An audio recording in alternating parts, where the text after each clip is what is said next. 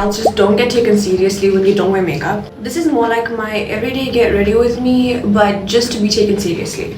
Hi, if you're new here, I'm Sue, and the chicken in the background is Hey Hey. I'm purely convinced that when he was manufactured, they forgot to put an off switch. I put on way too much of foundation, so I'm gonna go in with a beauty blender to try and soak up a bit of that so that you can kind of sort of see my skin from underneath.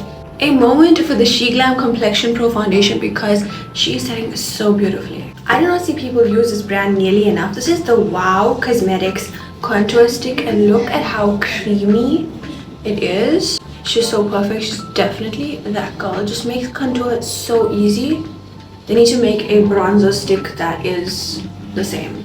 I'm a sucker for brushes. I always use brushes in all of my routines.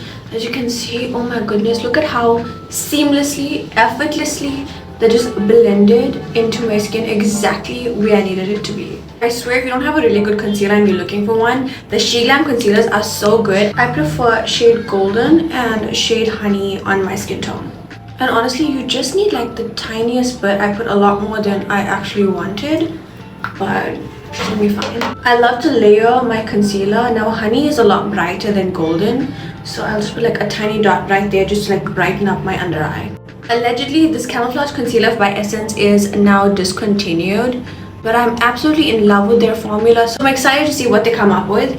I love to use it to just curve my eyebrows. I normally use shade 5, but I don't have it on me, so shade 6 it is. It's gonna be a bit bright, but it's fine. If you're new to makeup or you're starting out makeup, I will definitely say start using brushes first. A lot of people will tell you go into sponges first, it's easier. Yes, it is easier, but you get a far more easier blend or smoother blend with brushes, especially if it's stippling brushes. The shade that I used to carve my eyebrows is a bit too bright. It's kind of graying me out, but that's fine because we can always correct this later on with eyeshadow. A little dot of concealer that we put in the end, you just want to like kind of drag it out so that you have that more lifted, sculpted look to your makeup look.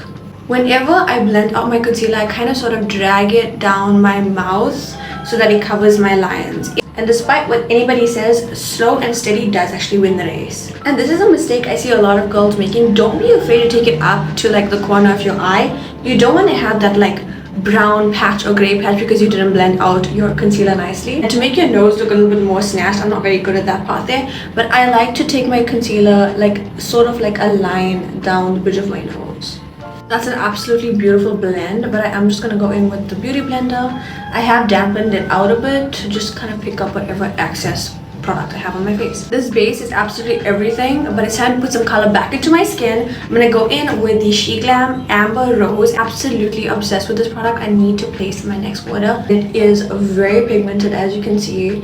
Be very light-handed. I absolutely love the whole button nose little thing, so I'll put a little bit of blush over there just to give me that like cute little button nose thing going on. A little bit on my chin, just I don't know, these are just things that I've done for like years. A little bit on my forehead, a little bit at the corner of my eyes. I don't know, there's no reason, I just do it. The base is absolutely stunning, but I am not a glowy girl. I am a matte girl through and through. Go in with a very matte powder. I love the Maybelline Fit Me powder, and I'm just going to take it under my eyes because that's where I crease the most. Whatever's left on the puff, I'm just going to take it on the rest of my face to kind of sort of absorb like that oily look because I really don't like it. And I'm going to take it into my eyebrows. Although I'm looking pretty blushed, we have to go in with more blush. I don't know about you guys. Yes, I maybe have blush blindness, but I could never go back to not wearing blush. I feel like it's now in my freaking blood. Also, it's the first thing that leaves my face, so I'm gonna put quite a bit. I don't know about you, but I'm seeing a pattern here. I'm in love with GRWM products. Like, they need to be sponsoring me already. If you're a brown girl and you're looking for the perfect nudes and browns to make your eye look, seriously, look no further. The GRWM Smart Cookie palette literally has all the browns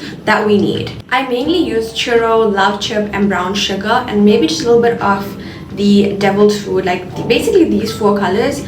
And a good transition shade is definitely their Fumble. You know what, I'm gonna go with Fumble Crumble today. Fumble Crumble is such a pretty color. I'm gonna go in with a little bit of brown sugar just to give my eyes that like brown girl pop. This tip is also simply amazing if you get a lot of creasing underneath your eyes. It kind of sort of masks it. Smudge lip liner in the shade Chalk Purple because it is so amazing. And it always gets sold out so fast. Pairing it with my favorite Medora in shade 232. These lipsticks are so hard to find, at least the shade that you want to use. Look at this color.